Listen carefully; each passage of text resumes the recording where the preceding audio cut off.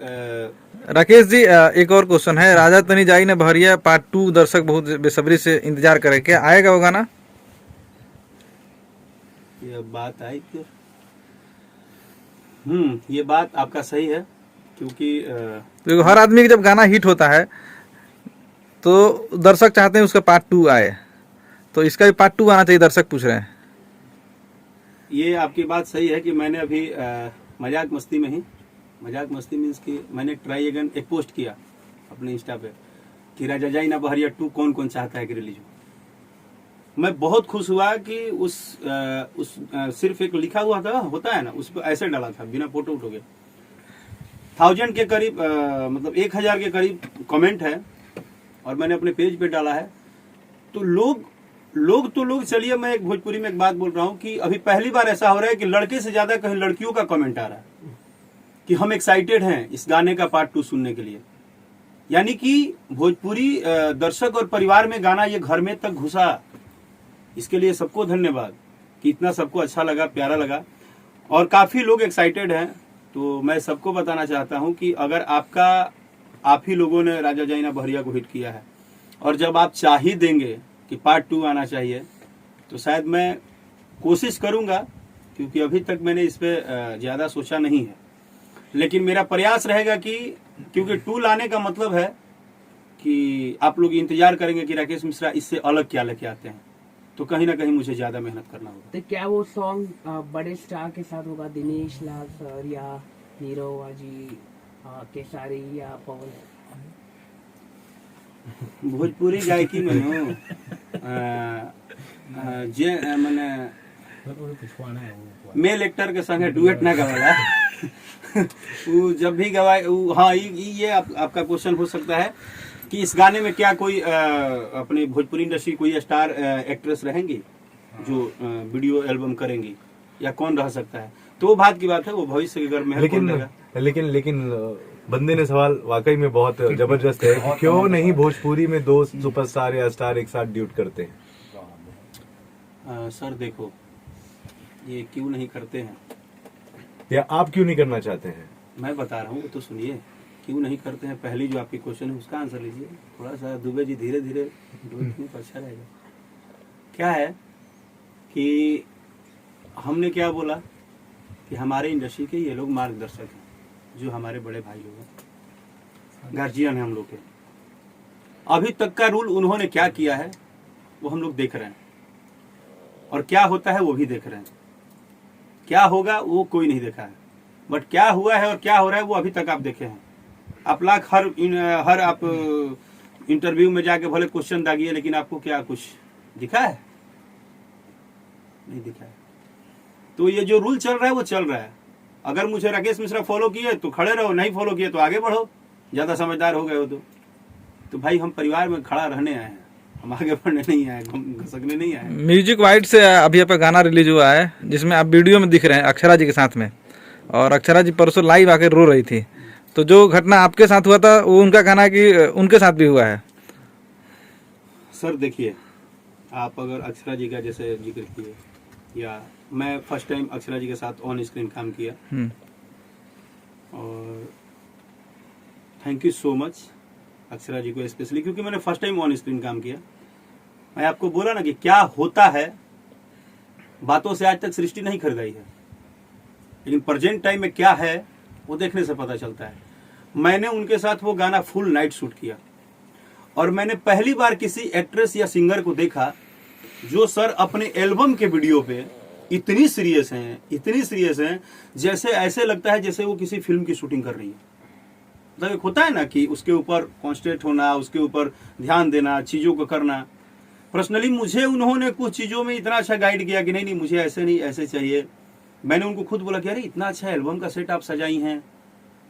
मैं खुद उस गाने को किया, मुझे इतना उस गाने से उम्मीद था। मैंने बोला कि यार ये तो गाना बहुत खूबसूरत है, और एक होता है ना, एक बहुत ग्रेटेस्ट लेवल पे उसको शूट किया गया। लेकिन फाइनली जो भी उनके साथ हुआ, मैंने भी उनका लाइव सुना। तो अक्षरा जी के लिए मेरा कोई सलाह नहीं है, क्योंकि वो मेरे से काफ़ी टैलेंटेड हैं, काफ़ी फिल्में कर चुकी हैं, काफ़ी एल्बम। वो एक अपने आप में एक चुनिंदा स्टार हैं लोगों के लिए। उनका एक पॉपुलरिटी, उनकी चीज़ें उनको समझ में आती है। लेकिन अगर एज ए को एक्टर मैं बोलूंगा तो मेरा एक ही उनसे बात होगा कि उनकी 2-4 वर्ड मैंने सुना लाइव में जो कि सही था, फिर वहीं पे बात आ गया जहां पे मैंने शुरू किया था कि सब कुछ ठीक है।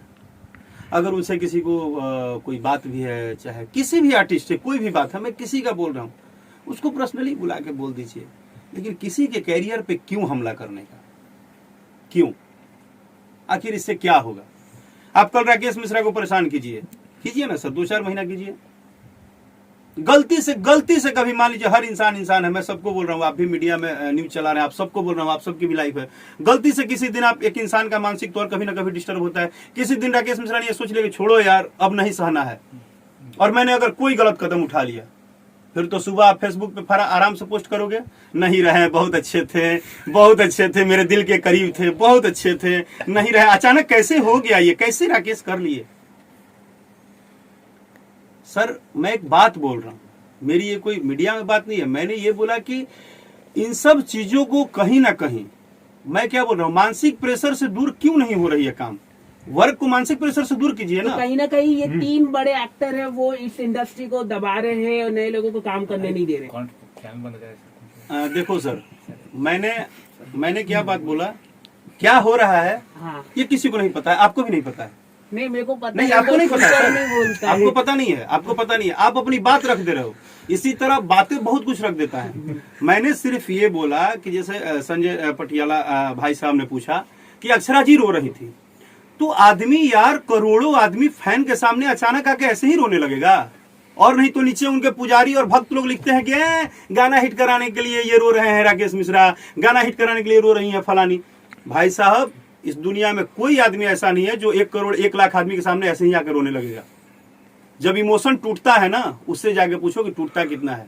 और कोई मेहनत करता है और उसकी चीजों को जब आप बर्बाद करते हो ना, तो वो उस टाइम टूट जाता है, मजबूरी होती है। मैं ही टूट गया था, मैंने रो दिया था लाइव में, क्या करूं? तो राकेश जी, कोई आइडिया आप ही बता दीजिए इंडस्ट्री में कैसे चलना चाहिए? हाँ, कोई आइडिया आप दे दीजिए कि जो इंडस्ट्री उस पर चले। मेरे तरफ से सर कोई आइडिया नहीं है, इसमें तो आइडिया की जरूरत ही नहीं है। इंडस्ट्री चल रही है, अपने अपने काम से चलाया जाए, बात खत्म। किसका चल रहा है किसका नहीं चल रहा है ऊपर वाला तय करेगा, आप क्यों तय करेंगे? आप इंसान है, भगवान है, आप क्यों तय करने पे लगे हुए हैं कि यही चलेंगे और ये नहीं चलेंगे, इनको बड़ा बनाया जाएगा, इनको छोटा बनाया जाएगा? ये कौन सी बात है? भोजपुरी में हमेशा से विद्रोह देखा गया है, अक्सर टकराव देखा गया है, आज फिर ये टकराव सामने आया हुआ है।